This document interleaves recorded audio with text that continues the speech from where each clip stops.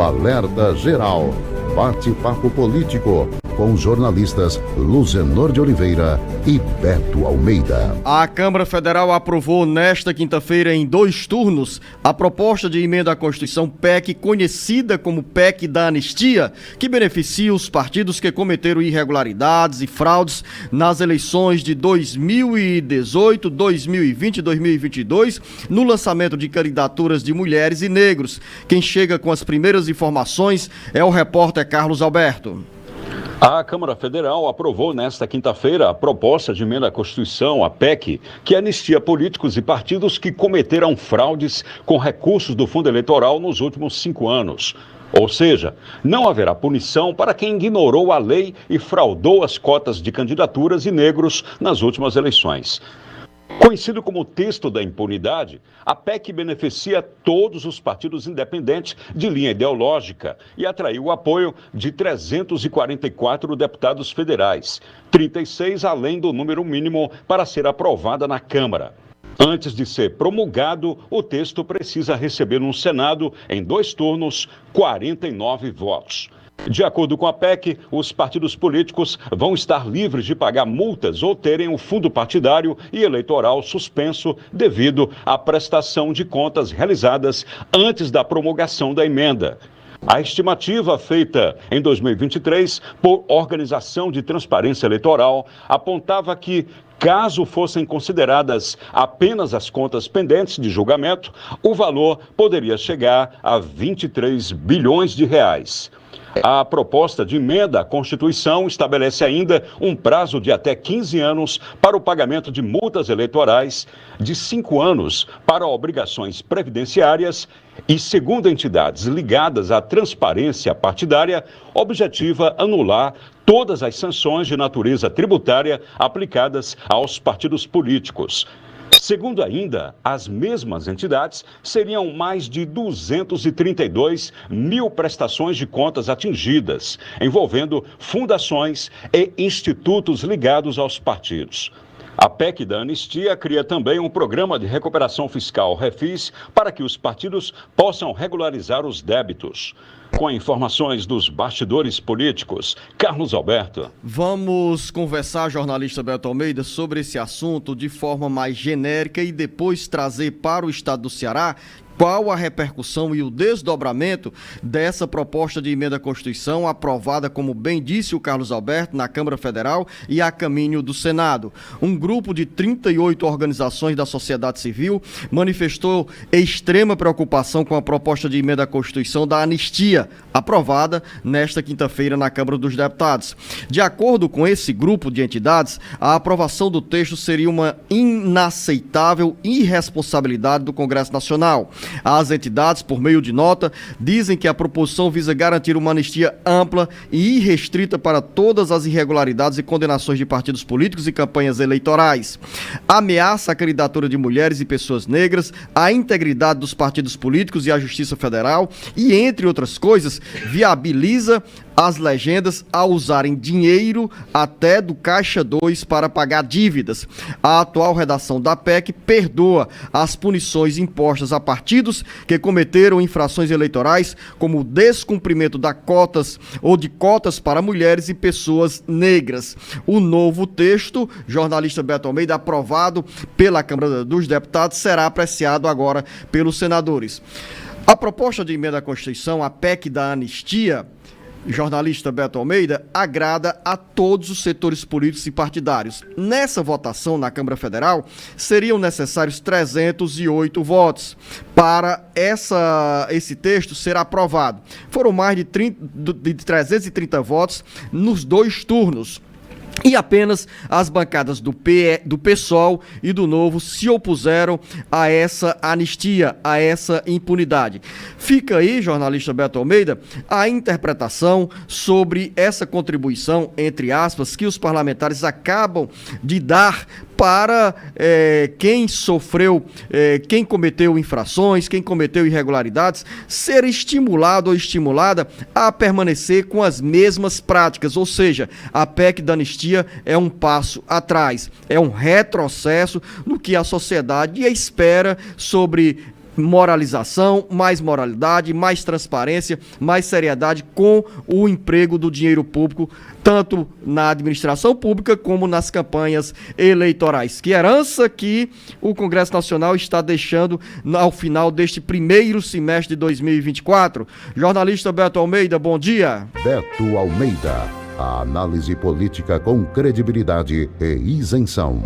Bom dia, Luzenor. Bom dia aos ouvintes. 344 votos, Luzenor, favoráveis à PEC da anistia e apenas 89 votos contrários, com 4 abstenções. E aí você imagina, esse número por si, ele já dá uma dica de como que foi a argumentação dos líderes partidários em torno de uma causa que é comum a todos eles. Porque aí tem o seguinte: teve muitos recuos, claro que havia e há a preocupação em relação ao impacto negativo que isso pode ter na imagem desses parlamentares, mas aí também chegou-se a um ponto que era o seguinte: o presidente da Câmara, o Arthur Lira, nessas indas e vindas, inclusive agora em junho, final de junho, ele tentou colocar essa matéria em votação, mas aí o PT criou uma certa dificuldade em alguns tópicos, e aí o Arthur Lira bateu na mesa e disse: olha, só coloco a matéria em votação, essa PEC da anistia, se ela tiver o apoio de todos os partidos. Aí, claro, ficou o PSOL e ficou o Novo, mas a massa grande da composição partidária na Câmara Federal concordou, inclusive o PT. Então, diante disso, tinha também um outro acordo, Luzenor, uma outra exigência. Também o Arthur Lira disse que só colocaria em votação na Câmara se houvesse um acordo prévio no Senado de que a matéria não encontraria resistência. O fato dele ter colocado essa matéria ontem em votação já é um indicativo muito claro de que no Senado a matéria não terá dificuldade para passar. Lá são 81 senadores. Como é uma PEC, um projeto de emenda à Constituição, vai precisar de maioria absoluta. Então, 49 votos. Então, isso daí também já é um acerto. Para você ter ideia de como a coisa estava acertada, que não precisou passar nem sequer pela aquela comissão especial que faz aquela análise do projeto de emenda à Constituição antes dela ir a plenário. Não.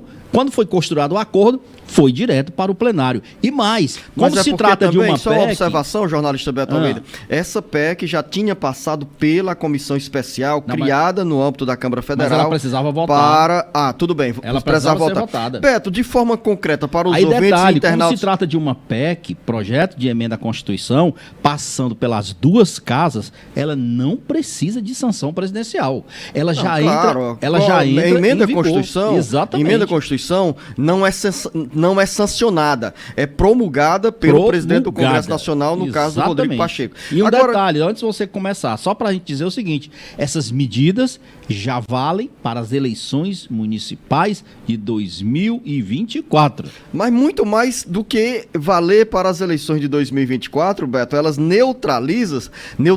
essas medidas neutralizam o que poderia surgir de punição para quem participou das eleições de 2018, 2020 e 2022. É justamente nesse ponto que eu quero ouvi-lo. Beto Almeida, perdão para quem usufruiu dos recursos dos fundos eleitoral e partidário, para quem cometeu irregularidades com candidaturas de mulheres e negros. Agora, do ponto de vista concreto, a PEC estabelece que os partidos não serão punidos e terão aí 15 anos, foram até premiados, terão 15 anos para pagar as multas correspondentes a essas infrações. É interessante, Beto.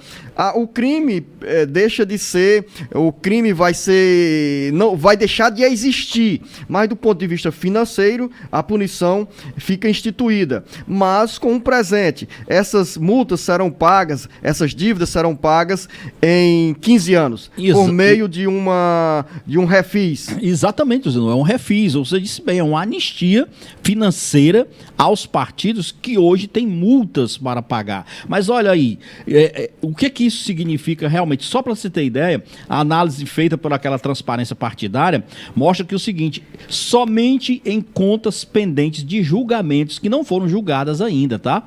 De 2018, até 2023, portanto até o ano passado, são cerca de 23 bilhões de reais, Luzenor, que os partidos agora vão ser anistiados e não vão precisar pagar. pagar.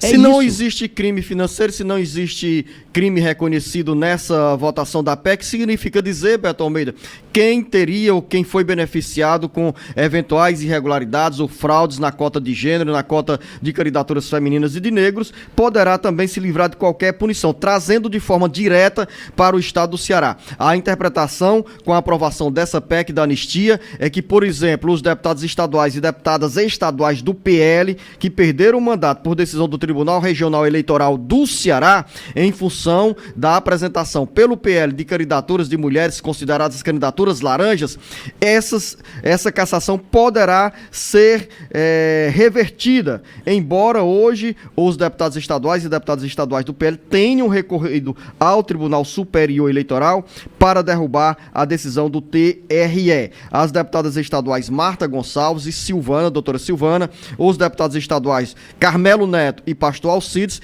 tiveram os mandatos cassados, mas continuam no exercício do mandato até o final do julgamento que está no TSE. Mas com a chegada dessa PEC, tudo volta à estaca zero. Olha, Luciano, a bancada de deputado estadual do PL na Assembleia Legislativa está aliviada. Deve ter recebido essa votação de ontem em clima de comemoração, claro, porque como houve a decisão aqui do TRE do Ceará em fazer a cassação por descumprimento da sigla, a cota de gênero, ou seja, o partido teria fraudado a cota de gênero na participação de mulheres, eles recorreram. Nessa história de recorrer, a situação, portanto, está indefinida. Não é algo que já está consolidado, confirmado. Isso significa dizer o seguinte, que toda a bancada do PL será, sim, beneficiada com essa decisão que está sendo tomada. Foi tomada ontem na Câmara dos Deputados e vai ser tomada agora pelo Senado. Então, é algo que traz tranquilidade para a bancada do PL, sim, Luciano. É uma comemoração para eles. Lembrar, e para melhor esclarecimento dos nossos ouvintes internautas, que nesse processo do PL, o Ministério Público Eleitoral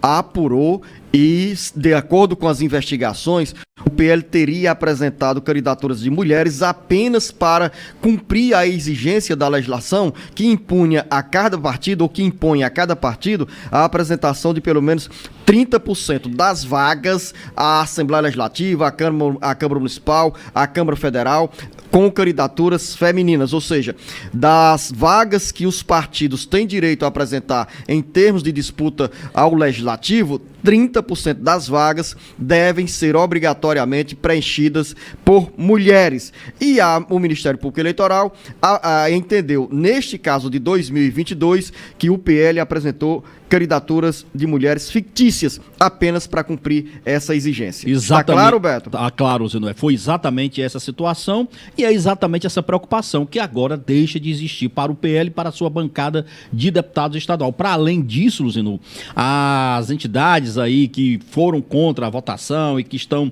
difundindo nota contrária a isso, apontam também um recuo em relação àquela questão da votação, não, das candidaturas de negros e pardos. Por que isso? Porque desde 2020 o TSE já havia tomado uma decisão de que as cotas do fundo eleitoral elas seriam proporcionais à quantidade de negros que estavam inscritos numa determinada chapa por um determinado partido. Então, vamos citar um exemplo. Um partido X, ele tinha direito a lançar, vamos imaginar, 40 candidatos. 50% desses candidatos eram negros. A divisão dos recursos do fundo eleitoral, tinha que ser proporcional a esse quantitativo. Estabeleceu-se agora um limite, um teto. Só 30% dos recursos vão para candidaturas de negros. E um detalhe, não é proporcional. O partido vai ter liberdade para dizer o seguinte, olha, eu vou mandar esse recurso para a região X e nós vamos beneficiar o candidato negro Y. Pronto. Assunto esgotado?